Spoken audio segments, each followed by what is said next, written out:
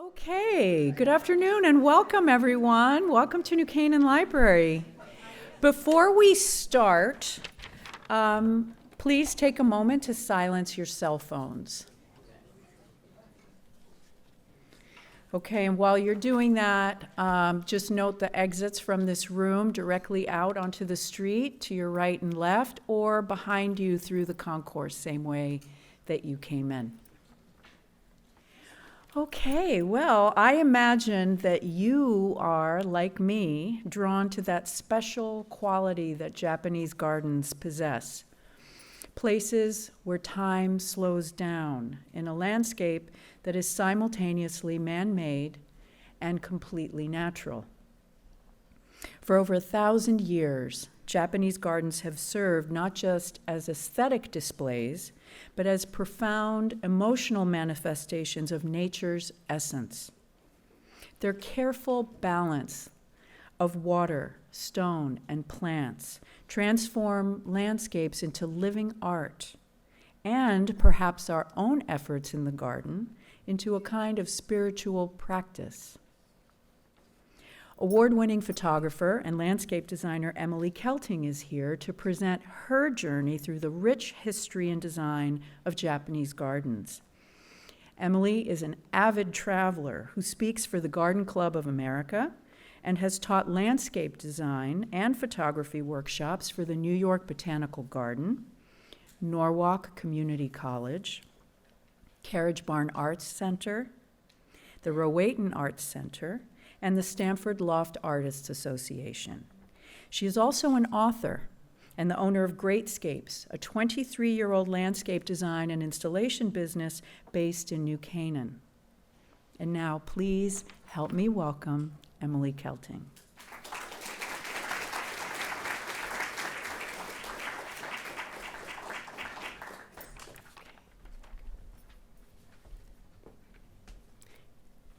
Hi there, everyone. Thank you so much for coming today. It's great to see you. And I want to dedicate this talk to my mother, who my mother earned her PhD when she was 52 in art history, and she then became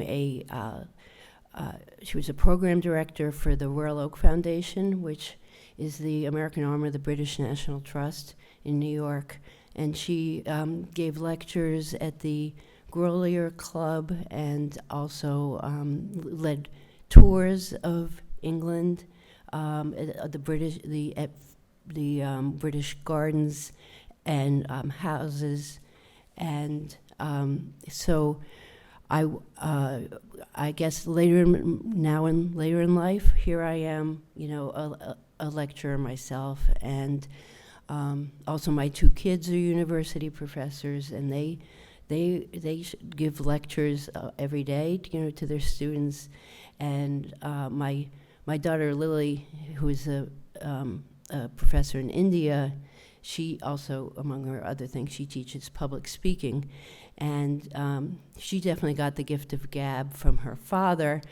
I'm more of the nervous Nelly kind of speaker that from my mother, but I wanted to say that I'm really grateful that you came and to learn more about Japanese gardens. And thank you, Mickey, for that incredible introduction, because she really captured the essence of what I'm going to follow up and say.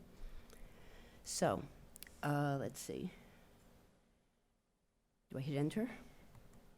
Yeah, okay. So up here we see, I wanted to introduce you to the different styles of gardens. Most people know about Zen gardens, which are the second one with the it uses color, gravel, sand, and moss to replicate to be a miniature of a representation of a landscape, and they're designed for meditation and contemplation. The first is the stroll garden, which emphasizes a journey through a designed landscape with paths that meander around ponds, hills, and other natural features. And then part of the stroll garden often are tea gardens, and for where the Japanese tea ceremony originated.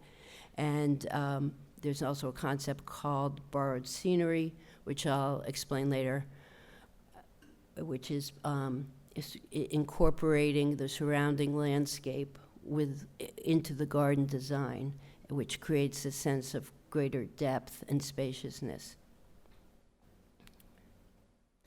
So the first place is Tokyo, and where we landed, and so we landed there, and we met our guides, Chris, who's a landscape designer from Ohio, Teiko, who is from the tour guide from Okayama, and her assistant. And the next day we went down to start the garden tours, and were greeted with this sight of Tokyo in all its busyness, and also so happy to see Mount Fuji sticking up through the clouds over there. Yeah. Okay. Oops, I think I might have missed a slide to go back. Let's see. You go back here? This isn't my laptop here. Oh. There. Oh. So Oh, that's there, Oh, okay. and then here. This Okay. is your next slide. Okay, this is my next slide. Okay. So this was, so when we were going, let me just see one thing. Yeah.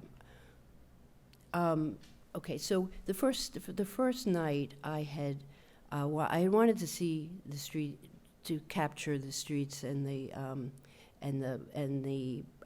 people in Tokyo, in addition to touring the gardens. So I hired a photographer who was a Canadian guy who lived in Tokyo for 25 years, and he took me around to at night, which I wanted to see at night, the things that he felt were his favorite places in Tokyo. So, oops, here. So here, and what I was struck with, of course, was the contrast between the modernity of the contemporary architecture of the International Economic Forum on the left, and it's the Asakusa Temple Complex from the 7th century. And then the last thing that we saw there was this crossing, which is it makes Times Square look mild, and it has it's the busiest intersection in the world. And I have made a video, which I will try to now play. How do I play it? There isn't a video? Oh, okay. Well, I had a little video which had them marching like ants, and it speeded up. It's a time-lapse video, so it showed exactly how crazy that intersection was. Oh, there it goes. There they go. So as you see, it's very busy, and the Japanese people in Tokyo need an escape to gardens because this is their lives. Okay. So in Tokyo, I was also fascinated by the fact that we were walking to see the Neizu Museum and the garden behind it, but we saw past this Prada store and a store for eyeglasses, believe it or not, in the windows, and I thought, wow, that's really, really cool. What I really loved was next to the Prada store, they also had this vertical this green garden, with all the little plants tucked into the wall, and they didn't have just another office building, right next door. That they made the green matters there. That this is a priority for them, and I so appreciated that, and it was it's symbolic of how much they care about their landscapes. And this was in the entrance to the Nazu Museum, which we were going to, it's amazing modern building, and I loved how the entrance had the bamboo growing on one side. It was a long hall, and then the bamboo wall on the other, and the man was sort of waiting there to greet us. But outside the museum, there was a secret garden, the garden that was a stroll garden. And there was a Japanese name for it, and it means hills and valleys, and it just went down and came up, and the museum actually had umbrellas for us outside. It's because, of course, it was raining in this, which it does a lot in Japan, and so we went. Took this wonderful stroll through the garden, and then met these ladies, in the kimono in front of the tea house, in front of the tea house, and they were so nice to stop and talk to me and allow me to have my picture taken with them. And this was our guide Teiko, who was just such a font of knowledge and such a wonderful lady. She was, as a lot of the Japanese are, just wanting everyone to feel at home, appreciate their country. And before I went to Japan, I'll just share a quick anecdote. Before I went to Japan, I wasn't. I grew up I'll put it this way. My father was in World War II, and he was stationed in the Pacific. And he was on Tinian Island when the Enola Gay took off to bomb Hiroshima. And then my mother was born on December 7th, and on her 17th birthday was Pearl Harbor. So the feeling towards the Japanese in my family of origin was not a positive one, and so when I went on this tour, in fact, November 11th was Veterans Day, and it felt a little strange to be there because my father was a veteran. But through getting to know Teiko and all these other people there, I felt, when you get to know people, it changes your opinions and your thoughts and your heart. So I just realized that 80 years later, I didn't have to follow what my parents' experience had been, but could make my own judgments, which I did. Then I found pretty early on, this was in Tokyo, that the Japanese people really take care, they take care of things. They attend to details. They are focused and committed to whatever is happening in that moment. And in the left, this was on a street where there was a whole line of people outside with this Buddhist temple. There was a Buddhist temple and a statue of Buddha, which the woman was washing down. And on the right is, I had two friends and I went out for an incredible, the best ever. It was called an omakase sushi dinner, which is 11 courses of absolutely exquisite and delicious dishes. And they this you can see on the picture on the right. We're sitting at the counter that's where we are, and the sushi master is preparing the courses right in front of us, and you can see his focus and his dedication to what he's doing.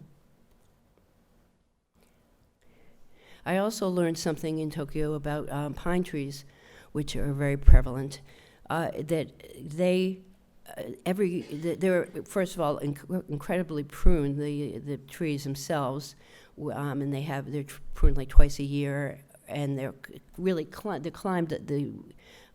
pruners they take such precision with pruning them, and then if you look at the trunk of the tree, you'll see that they're kind of wonky, and that's because, and you'll see a lot later, the Japanese believe that the tree should grow as it's going to grow, and not like in America where we want to have like straight trunks of the tulip trees that go straight up. So it was kind of cool to see. And here's a map of Japan for anyone that's interested. We started in Tokyo, and then we went to Kanazawa, which is on the side. It's where the second A in Nagoya is, and it's on the Sea of Japan. And then we went to Okayama, which you also can't see, but it's near where Kobe is. And then we went to Kyoto. So this is called, did this video go over? Oh yeah, okay. Well, first I'm going to describe the garden, because this is, this garden it turned out to be my favorite garden. It's a stroll garden that was in the 1670s. It was originally the private pleasure garden of the local feudal lords, which were the hugely wealthy Maida clan. And over 200 years, it was developed by members of this family until the feudal era ended, and it then became a public park in 1874. And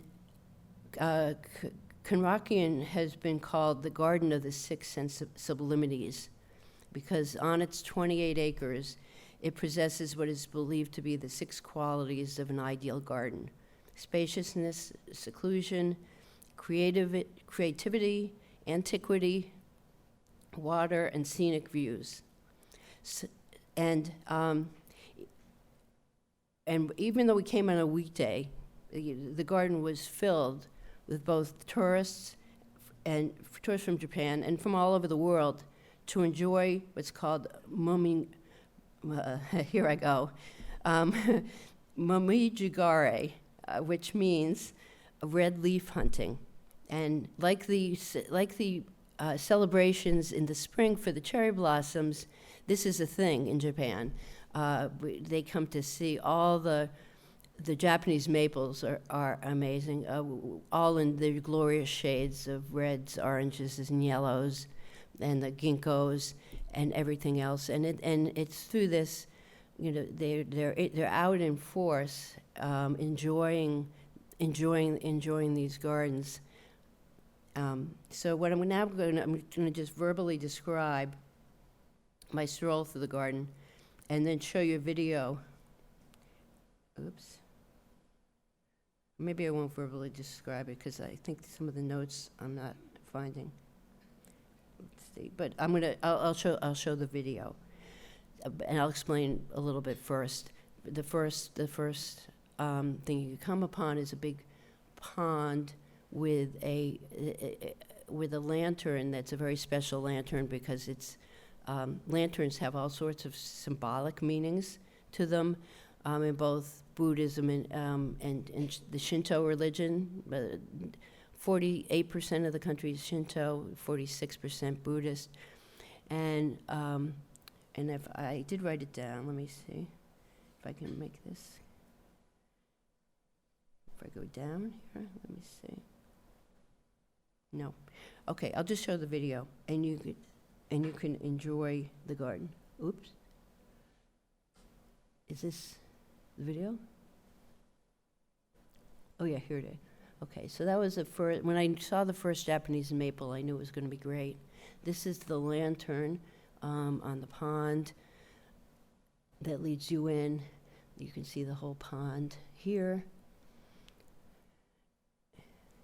And then you can see the ways in which they're supported, the trees. Like I said, they let them go as they are. And then for winter, they make these strings down. They're really beautiful from the top to support the, to prevent them from snow in the winter. And they see that one leaning right over the pathway. And the trunk, I couldn't believe how the trunk was just so old and so thick, and the texture of the bark. And this is called the Flying Seven Geese Bridge, made of stone. And so the azaleas and other things are trimmed. That's the women picking the pine needles out of the moss and just enjoying the garden. And beautiful, and it's all about nature and beautiful views coming upon another section, and there's all these sculpture, the running stream. The bridges are so natural looking, you know, they're of stone and wood. The trees. This is them putting up these, they're called snow suspenders to keep the snow off in the winter. And of the snow suspenders, 500 people come in to put them up in 800 locations in this garden. So it's really a huge thing. And just looking up, you know, and seeing through these beautiful leaves and the moss everywhere. It's so different from grass. The velvety, it forms this, you know, velvety carpet, and there are so many different varieties of moss. And it just puts you at ease. It's just looking at it. And those are all azaleas. Then there was this view down to the another tea house there with an island that had the island had this palm tree, and then there was a waterfall with a tree by it, and another view of that island in the tea house where people were having lunch and escaping the rain. And there's the oldest fountain in Japan there. They don't have a whole lot of fountains in Japan like in Europe, but they're beautiful. This was in like 1920. It was in the 1800s. Then it started to rain, and like it usually did. And so, you know, people took off, and some went and looked at their phones, and I went into a gift shop where I got a cup of tea, and then looked down, but right behind me was the streets outside of Kanazawa, so that was cool. So there should be a video with music, but oh well. We went in November. November, I think it was 8th to 18th. And we really captured, we're so lucky, we captured the height of the foliage season. It was really perfect. Just last November. So I just went. So I'm still really high on it.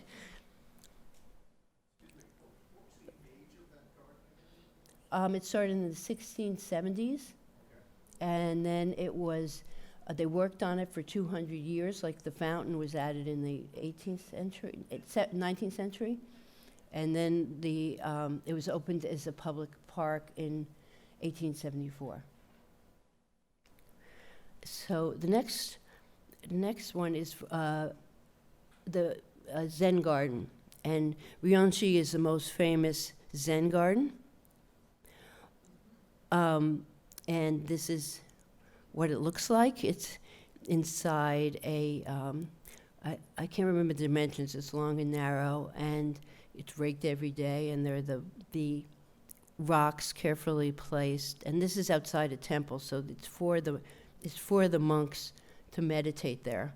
And you can see, this isn't too monk-like right now because there's a whole line. You had to wait in line to even sit down there. And I didn't, and I, tried to get kind of quiet, but my mind was buzzing with all the people who were all around me. So I felt like this wasn't going to be a real meditative experience. But the good thing was, in another garden, which was in, it's called Daisen Inn, which is part of a temple complex in Kyoto. It was called the Journey of Life. So this is another garden that is built. There are 4 sections. It's built around the main hall, and the gardens are in 4 sections, and they portray the journey of life, starting with on the left, this narrow section, which is sort of youth, and then the middle, which is maturity, and all these rocks have symbolic meanings. Some are even like turtle. The ones down at the bottom, there are little ones are turtles or cranes, and then going around to the far side of the rocks illustrate what they're symbolic of sort of obstructions in your life or things that you might meet along the way. And and then the last one, though, is called the Garden of Enlightenment. This is on the far side. And when I got to the far side, nobody was there. So I did sit down, and I did contemplate my life and my own spiritual journey, which started really when I was 40 years old. I was baptized at St. Mark's Church and became a Christian. And I thought about my life, all the beautiful things that have happened in my life, my Christian life, and and then seeing sort of the light of Christ and being raised up to follow Christ. And a lot of my St. Mark's friends are here today. Thank you. And I also saw these 2 little mounds of sand here are supposed to represent mountains that are also sort of obstacles to your final enlightenment. And then I thought about mountains, and I have some of my most spiritual moments have also been in nature and climbing mountains, and from which, like at the peak, I look down and see the valleys and far below, and then I look up and I see the clouds and feel connected to God and to my Maker. And it's and like when I climbed, when I was after my 60th birthday, I climbed Mount Kilimanjaro in a blinding blizzard and made it to the top. And I thought, if I can do this during this snowstorm, I can do anything. So I really felt very grateful that I had the opportunity to sit down at the first Zen garden and really have time, to gather my thoughts. So this is the next section is going to be about the tea ceremony. So tea was introduced to Japan from China by Buddhist monks who used it as a stimulant to keep awake during long periods of meditation. So, and the first great tea master's name was Senno Rikyu, who was from 1522 to 1591, and he defined in the most minute detail the appearance and rules of the tea house and the tea garden following the principles of wabi, which means sober refinement and calm. So we were invited to a tea ceremony in a house, and it was at the teapot at the door was at the front entrance with these plants in it, and you left your shoes there, and then walked down a very long hall, until you came to this woman who was individually washing each of our hands very carefully, which is one of the main parts of the ceremony.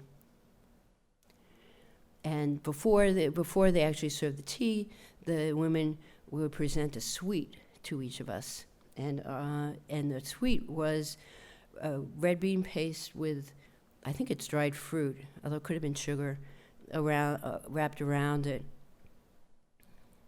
And then they went through meanwhile they were going, as we were eating it, they were going through the whole the whole preparation of the tea, which involved a lot of their hands were fluttering like birds, and the gestures were exact, because that's how it's spelled out, and it's obviously an important part of the whole ceremony.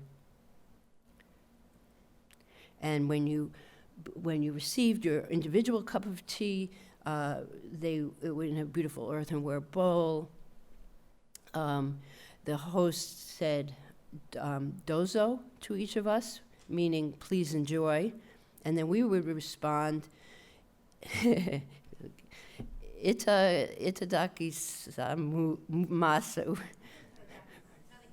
What is it? Oh, thank you. I'm really sorry, but it means I gratefully receive it, and it was a moment of wonderful communion, like at St. Mark's actually, and it often happens. It's spiritual moments for me at St. Mark's. My eyes lifted upward, and I saw this incredible hand painted ceiling with decorative fans, and I truly felt transported to a time and a place where traditions still mattered, and hospitality created a sacred space that joined us all together in a serene and spiritual dimension. And the matcha tea was thick, hot, and delicious.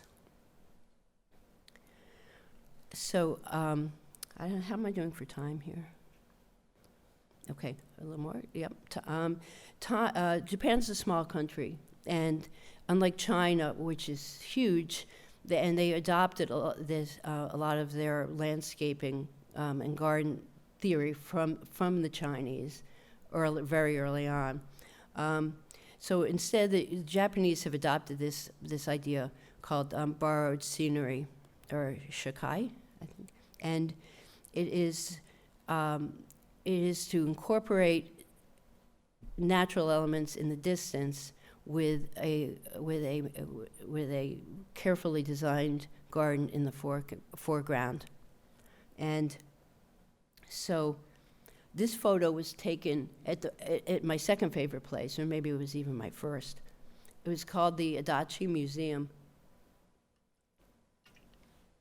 And it is, it has an amazing collection of art inside, like the Neizu Museum too. Or this one, it has contemporary art.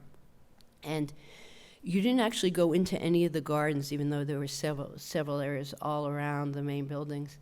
You saw them mainly through windows, like you would see a painting. And this is the example of how they did a very designed landscape with all the clipped, pruned azaleas in front, and then the waterfall and the cliff and the trees in back of it really complete the picture.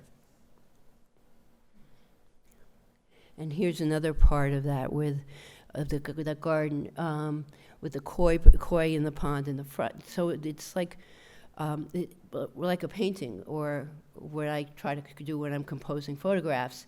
There's a foreground of the koi in the pond.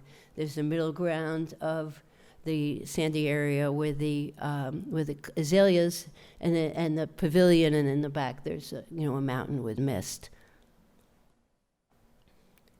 So these are just, there are so many other breathtaking sites that we toured, and 20 gardens in 10 days. So obviously can't, hit them all, but I just wanted to show you that around every bend and down every path, there was another photograph that begged to be taken, and I did. I took like 1,000, thousands actually of photos on my Sony, my mirrorless camera, my big camera, which is a Sony A7 IV, and my iPhone. But here was this Sagano bamboo forest on the left, and a temple in the mist on the right. And of course, the moss and the maples. I just couldn't get enough of them. And the intense colors and the dramatic shapes of the maple leaves. And here's, a tea house with the, surrounded by the color, and then that at the same place reflected in the lotus pond, the maple leaves, the maple trees reflected in the pond. And I love the roofs, the architectural detail of the roofs. It's going from the largest temples to the little outbuilding. Every roof had such incredible detail. And stepping stones.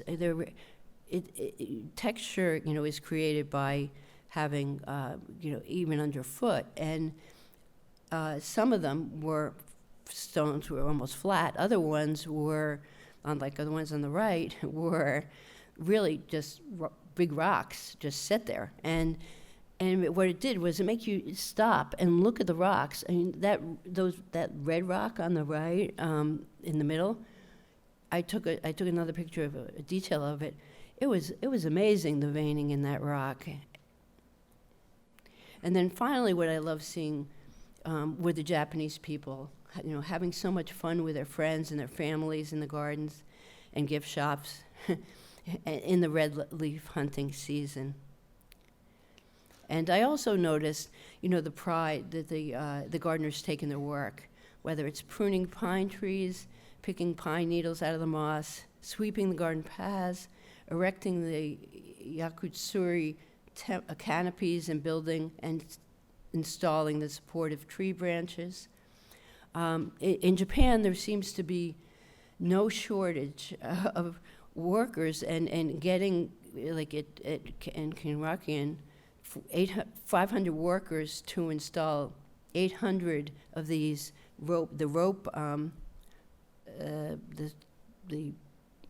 canopy, the snow suspenders. It sort of blew my mind how they feel so connected to the health and welfare of each shrub and tree they grow, prune, and protect. It's a spiritual experience for them, and they truly want the visitor experience to be the best it can be. And I've owned a landscaping business for 23 years, and I'll just say that the experience of me trying to get workers and having them responsibly show up is a little bit different than the feeling of having these guys and seeing what was going on there. And this was me taking when arranging a composition. I was just really focused too, and I did take so many pictures. And then finally, there was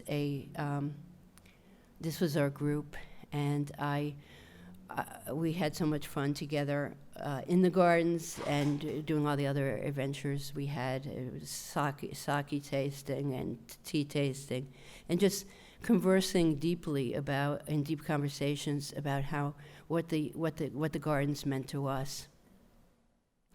So, I'm going to skip through this part because I think we're getting short on time. But the point of this is that Japanese gardens Japan itself was closed off until 1853, when Matthew Perry came to Japan. So we really knew nothing about them, and they really knew nothing about us. and until there was an exposition in Philadelphia in 1876. And then everybody became enamored of Japanese gardens. And now there's cultural exchanges, sister cities, like in San Jose, there's a Friendship Garden that mirrors Okayama's Koakuen Garden. And so there's communication, there's connection, and it's just an amazing place to visit. And I hope, how many of you have been to Japan? Oh, wow. Or going. I should have asked that in the beginning. And so I hope you've enjoyed this. It's really is worth going to if you haven't been. Emily, can you just go back one slide to that waterfall? Yeah. The waterfall. That's in the Portland. That's here, in the Portland Japanese Garden in Portland, Oregon, which actually I'm seeing this summer with some of my Japan ladies friends. We've kept in touch, and we're going on a little garden tour of our own to see that waterfall. Well, thank you so much. You can go back to your last slide. Okay. The last slide just has my contact information. Let's take some questions from the group. We're recording this, so if you'd like to raise your hand so that your question can be heard on the recording. Oh, hi. There was a phase in the United States where there was an importation of Japanese botanicals that have become invasive in our area. Yeah. Do they have a similar problem? No, because they have all those gardeners, and they get it before the kazu or yazu or whatever the weed that it completely takes over. No. Is that true of, all those gardeners in that garden that you saw? That's obviously like a famous, important garden, but is this true kind of across the board? Because here we have gardener, like at the library, we have a company that comes, but they don't know how to mulch, they don't know, they put the mulch up on the bar, does that happen in Japan, or? No, they're exquisitely trained. Okay. For years, and they do take the pruners, especially, who are doing those pine trees, and also you can see in every garden, not just the famous ones, they prune the boxwood, the globe boxwoods, and the azaleas are pruned not to, be all over the place, and they're So they have no mow and blow. No mow and blow. Yeah, the mow and blow guys are not there. No, they are not gardeners. We've got a question over here. Hi, thank you so much. I love going to Japan as much as possible, but it's usually like once every couple years. Oh, great. But I was in Kanazawa last summer, and I went to Kenrokuen, and I didn't know that it was a strolling garden, but I knew that it was one of their most famous gardens, and it was so beautiful, and like 1,000 degrees, and we were getting up and hiking up there and eating kakagori, the shaved ice. But I know you said that was your favorite, and you've seen so many gardens during your tour. What was maybe your second and third favorite? So on my next trip, if I'm in the area, I could maybe check out some of the others. Great, thank you. Yes, that garden is there are 3 gardens that are regarded as the best in Japan, and we went to 2. The other one was another stroll garden in Okayama, the Korakuen, and that was very impressive. That had grasso, and it was really huge, enough to have both a tea plantation, a vegetable garden, groves of maples, everything. But the main feature were these interconnecting ponds in the center, the heart of it. It had a bamboo forest too. But it was grass and not moss, because it was in full sun, most of it, and it really is different than being in this shaded lush of Kenrokuen. And I also, have you been to the Adachi Museum? It's in I know we took about half a day to get there from Okayama, and it's on the Sea of Japan. The actual place, it didn't seem to be a town around it or anything, but it was spectacular. It's interesting because you can't go out and stroll in the garden, but yet you have these tableaus of what's pictured in the museum of the scrolls. You kind of see outside in these gardens. So that's definitely another one of my favorites.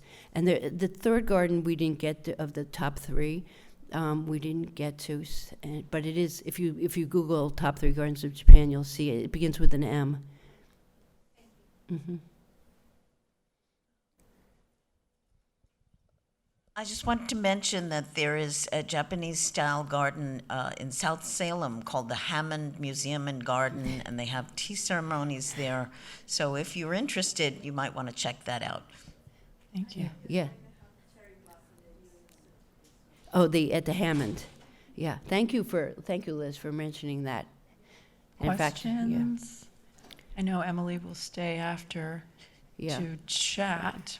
And I just wanted to mention also that, a shameless plug here, but I teach iPhone photography classes in person and on Zoom, and I also offer garden coaching, and my landscaping company of 23 years, GreatScapes, offers garden and landscape design and installation services for residential clients. So We've got one here, Emily. Do you have a moment? Can we sneak in another question?